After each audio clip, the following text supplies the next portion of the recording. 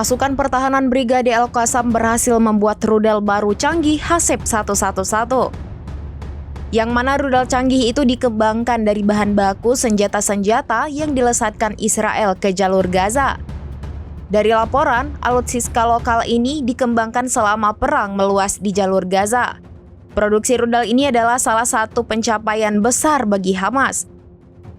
Untuk melawan agresi militer di Gaza, Hamas telah menggunakan senjata yang juga telah digunakan pasukan Israel untuk melakukan blokade Gaza selama 17 tahun terakhir.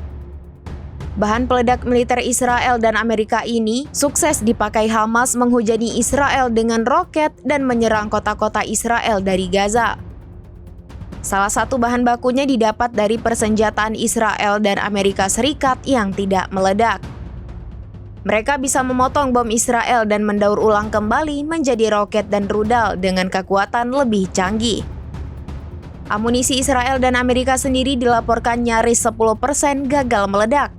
Bahan-bahan ini yang kemudian diambil Hamas dan dikembangkan.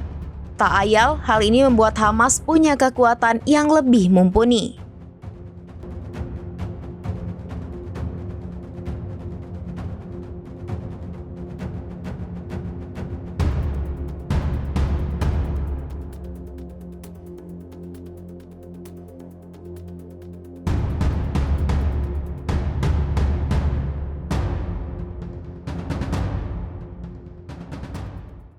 Download Tribun X sekarang, menghadirkan lokal menjadi Indonesia.